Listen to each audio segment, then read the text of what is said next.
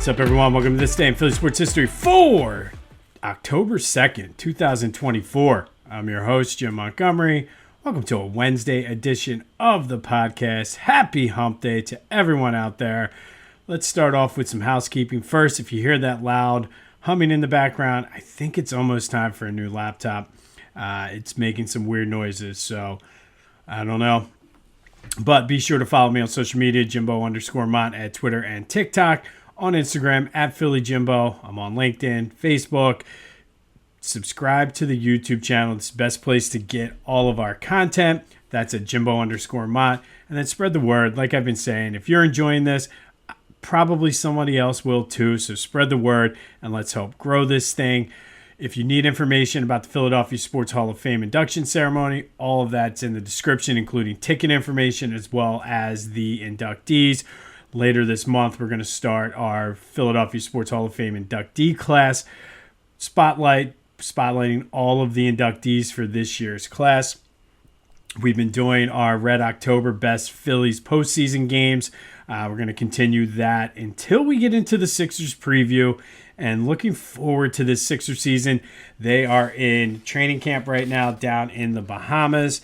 And I guess they were all wearing sweatshirts that says the ball wins yesterday. And that's they were asking Nick Nurse about it. It's basically the mindset they're going in, taking care of the ball, creating turnovers on defense, and that's really like his style. So I'm really looking forward to his second year now that he's been in.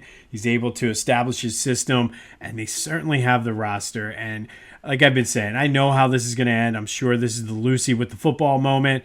But for right now, I'm Charlie Brown, gearing up, getting ready to kick that ball, and nothing's going to change that until probably like February or March when that ball gets pulled away.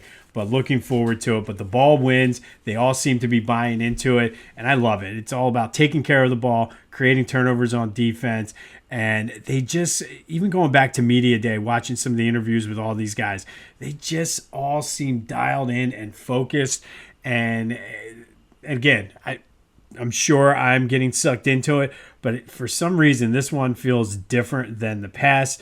And maybe it's all the Ben Simmons videos I've been watching. I don't know. But Sixers training camp as they get underway soon. All right, let's start now with a recap of yesterday's question of the day. I asked you, we're trying to keep the new Philly mentality. Can this Eagles team make the playoffs, or will this team, I guess is what I asked. 58% of you say yes, they will. I was very split. I was back and forth all day, and I certainly think they can.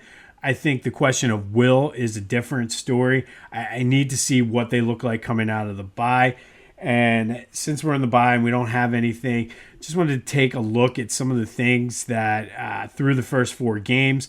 And I mean, the biggest thing that stands out to me, obviously you can make a case for the defense, and maybe we'll get into that tomorrow, but the offense and Kellen Moore.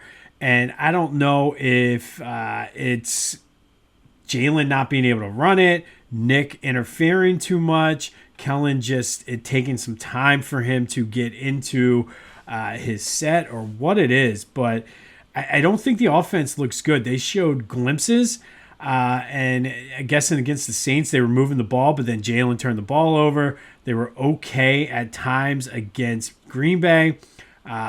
Terrible last week against Tampa Bay.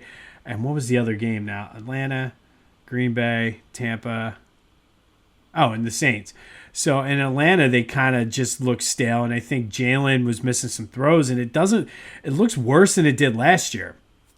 So, I mean, it begs the question, is it Nick? Is it Jalen? Somebody needs to be to blame for that. Is it Kellen? Did they make the wrong decision? And I mentioned the defense, and I don't even know where to begin with that. I mean, could it be Howie, the players, whatever it is? But that leads us I'll get it out. That leads us to today's question of the day. And which coordinator has been more disappointing this year, Kellen Moore or Vic Fangio? You could go either way with this. I think with where we are 4 weeks into the bye, I have to go with Kellen Moore because I expected there to be growing pains on the defense. And if you go back to the Eagles preview I did, this is sort of what I kind of expected out of the defense, up and down. I expected to see more things that inspire confidence, but this is about where I expected. The offense has been underwhelming, and I mean, it's easy to blame the injuries, and I feel like I don't want to get into this because I still keep getting feedback about the people that are pro Jalen. I just don't get it.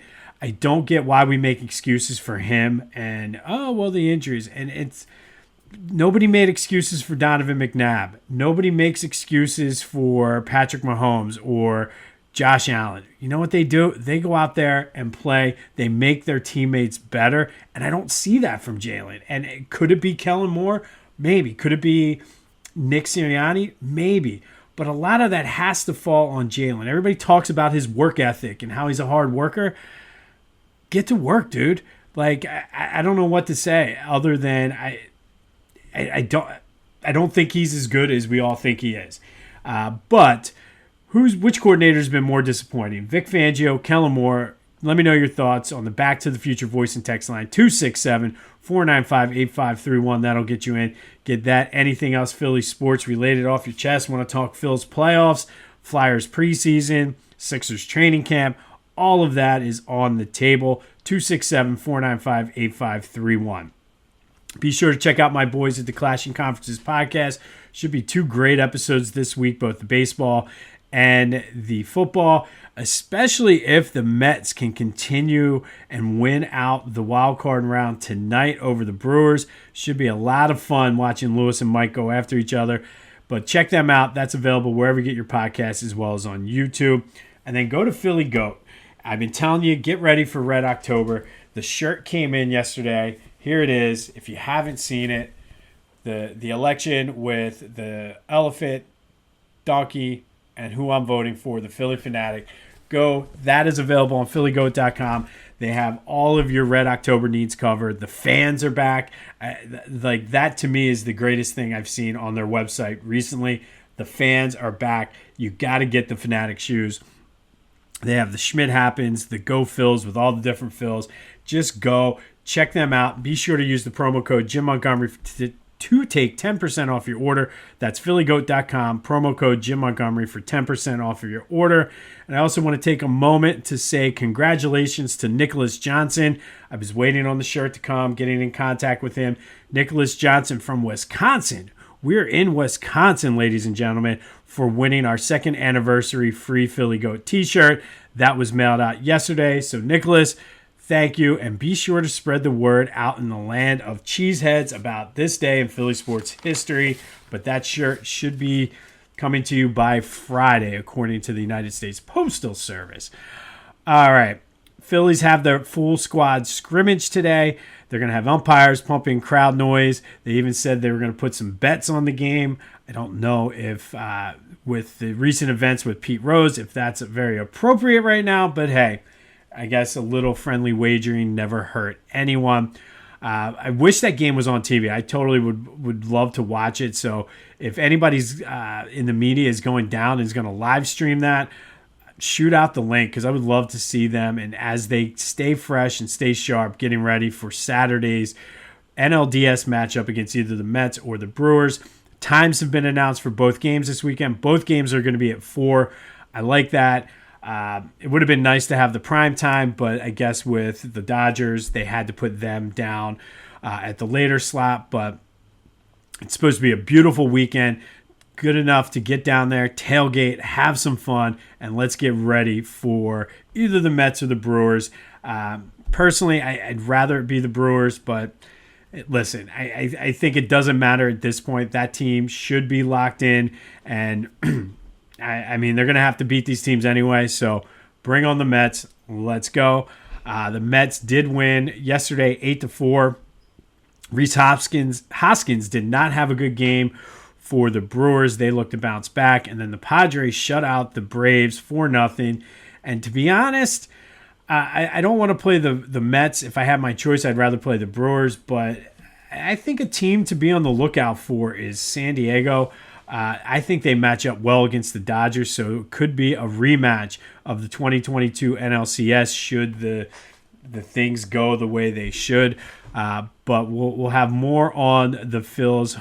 Maybe we'll know who they play tomorrow. Maybe not, but later in the week we'll do a little playoff preview as we gear up for Red October.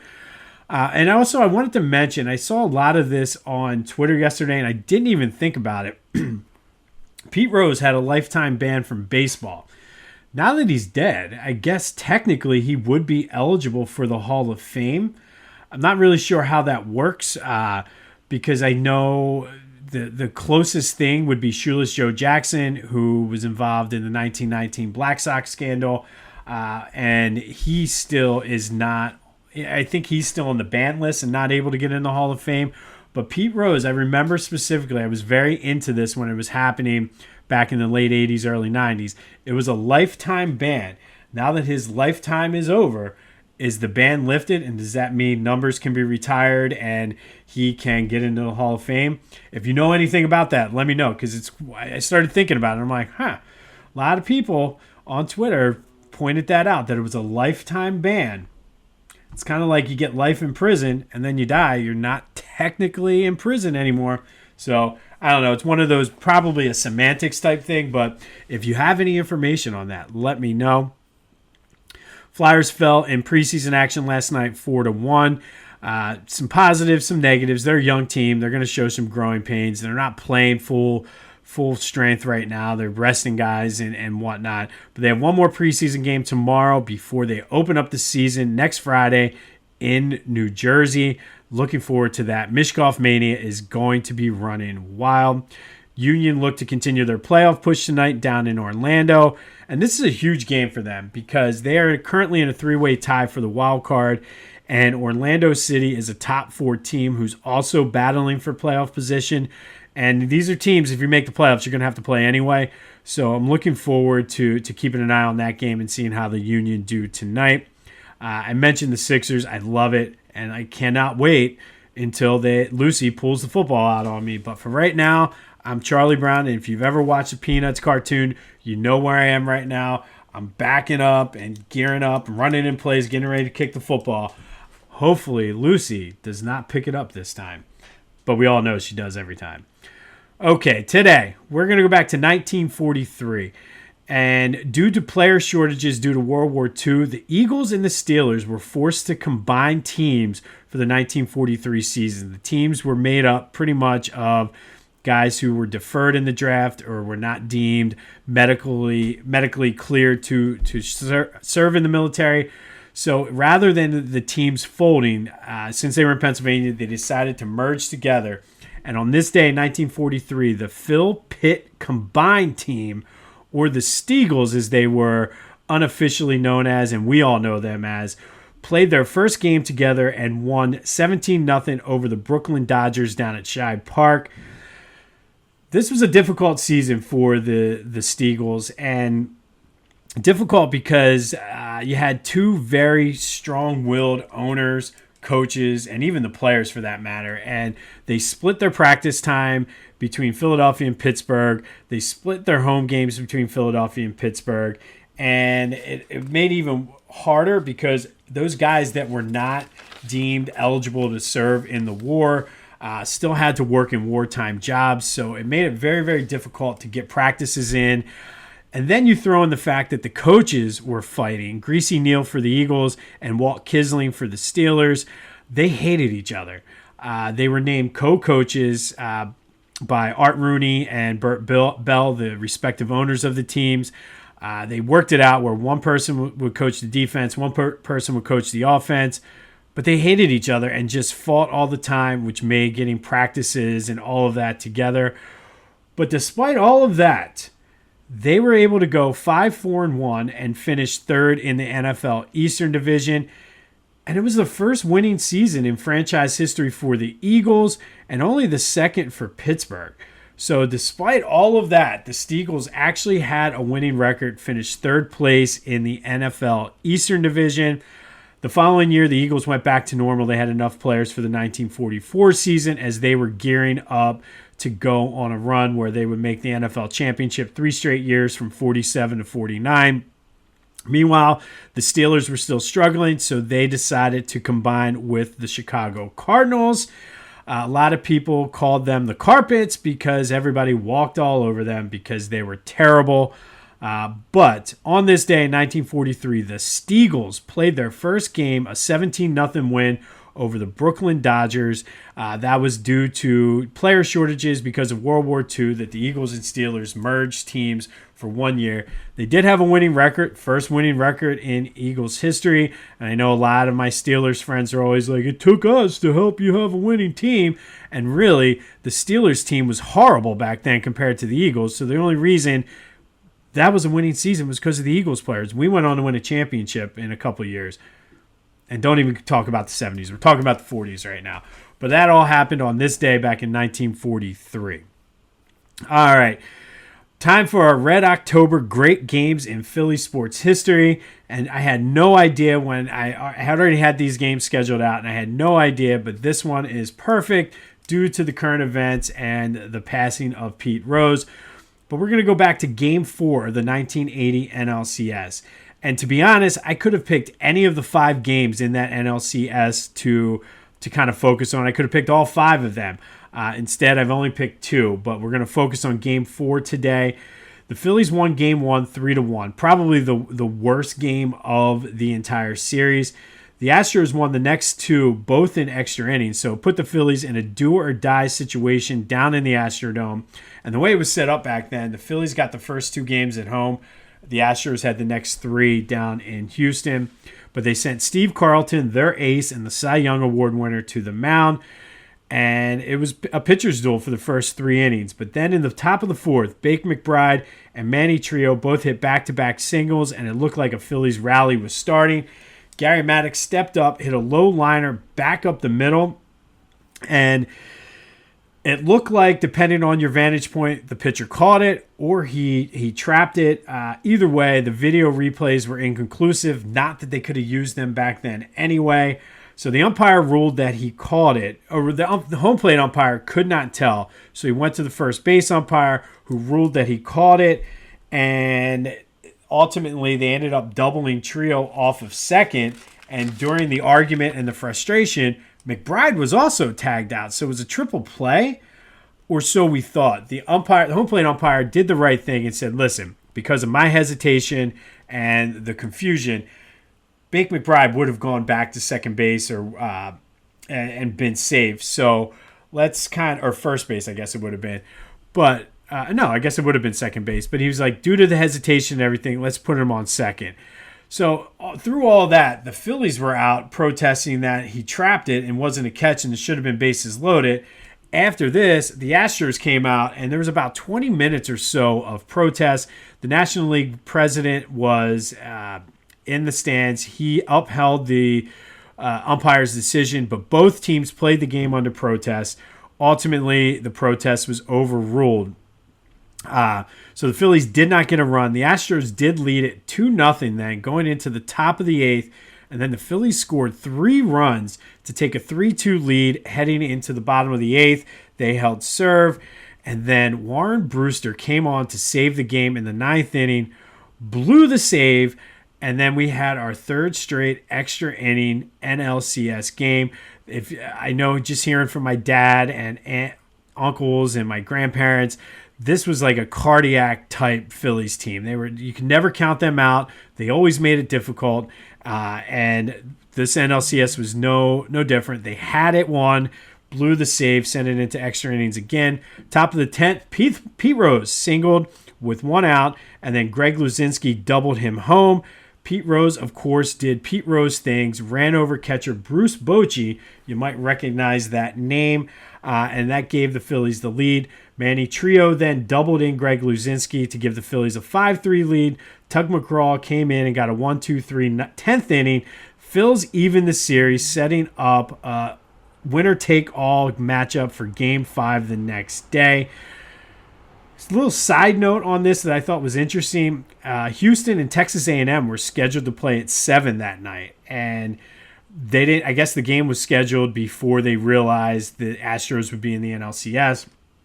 Took a few hours to transfer the field over from baseball to football.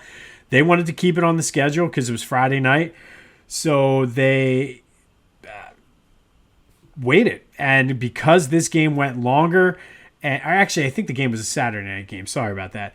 But because the game took longer and it took 3 hours or so to change over the field, the game did not kick off until 11:30. So just an interesting side note of what happens when you have two teams playing in the same stadium. But Game 4 of the NLCS, Phils win 5-3 in 10 innings. It was the third straight extra inning games, tied up the series at 2 games apiece, setting up the winner-take-all matchup for Game 5, which something tells me we'll be reliving that game later on down the road. But that was our Red October Great Phillies postseason game of the day. Pete Rose doing Pete Rose things in honor of his passing, and he just played hard no matter what. Didn't matter who it was. Ran over Bruce Bochy. So like I said, you all recognize that name. Maybe we'll be seeing old Bruce here in a few weeks.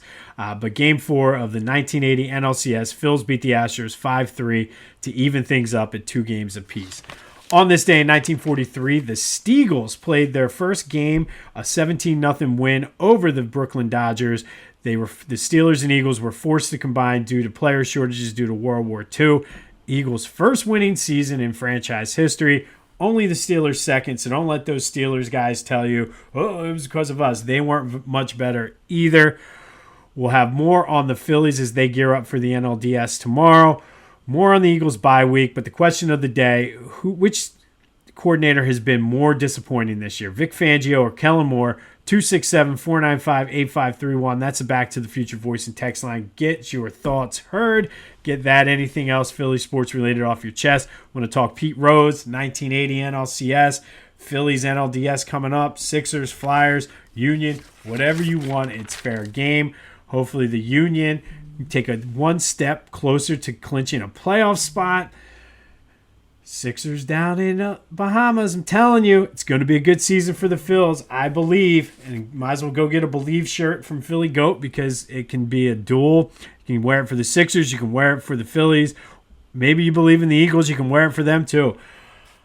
Whatever. All right. This has been This Day in Philly Sports History for October 2nd, 2024. My name is Jim Montgomery. Go have yourselves a Wednesday. And until next time, I'll see you when I see you.